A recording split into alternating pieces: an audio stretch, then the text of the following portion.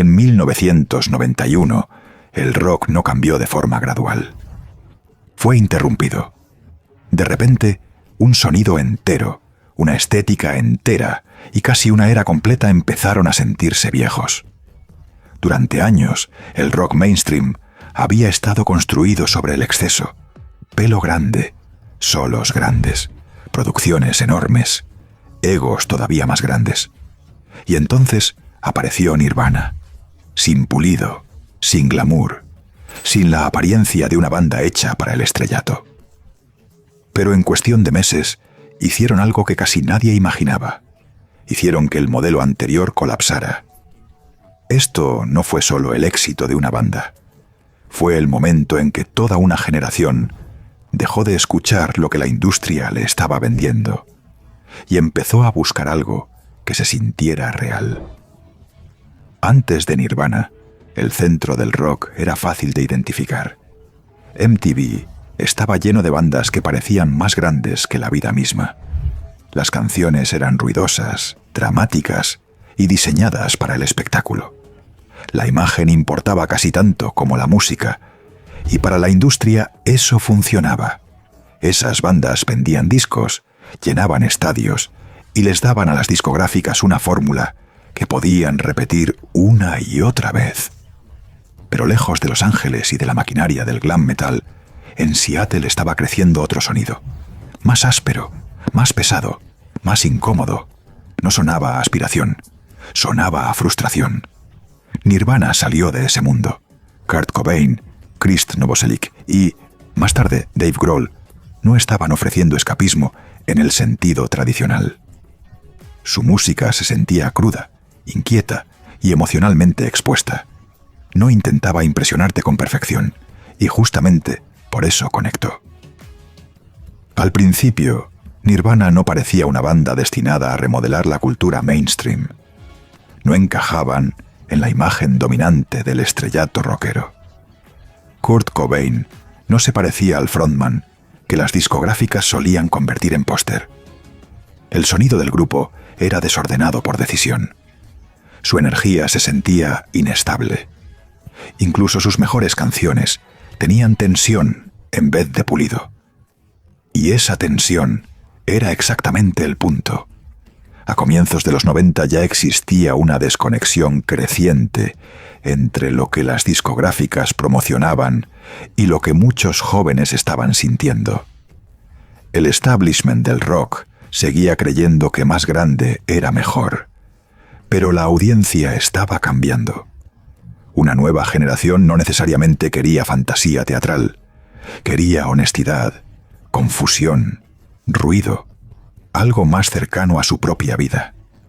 Nirvana no inventó todo eso por sí sola. La escena underground lo venía construyendo desde hacía años.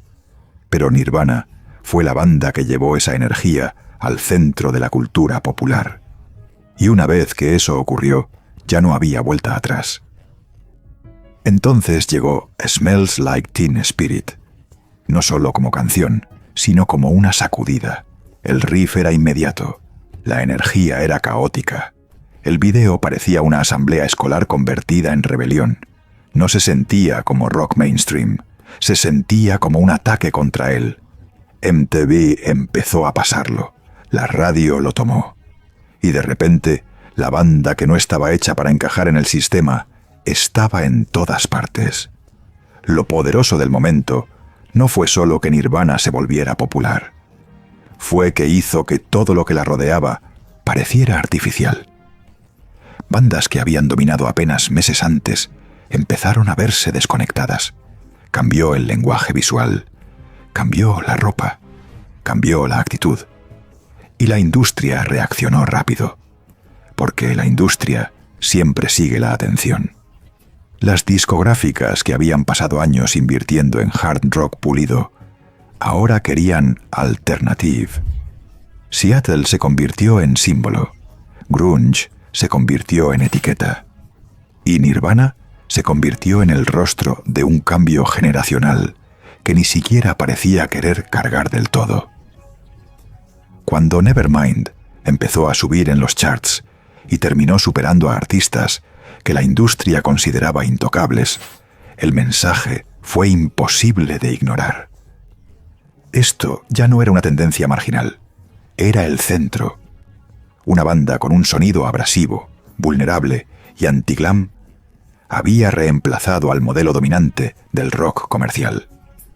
Por eso ese álbum fue tan importante, no solo porque vendió millones, sino porque expuso lo frágil que en realidad era el viejo sistema. Durante años la industria había actuado como si controlara el gusto, como si pudiera decidir a qué iba a sonar el futuro del rock. Pero Nevermind reveló otra cosa.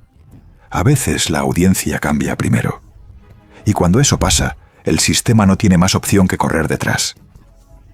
Nirvana no solo se volvió exitosa, cambió las condiciones del éxito. Después de ellos, lo crudo tuvo valor de mercado. La autenticidad empezó a vender.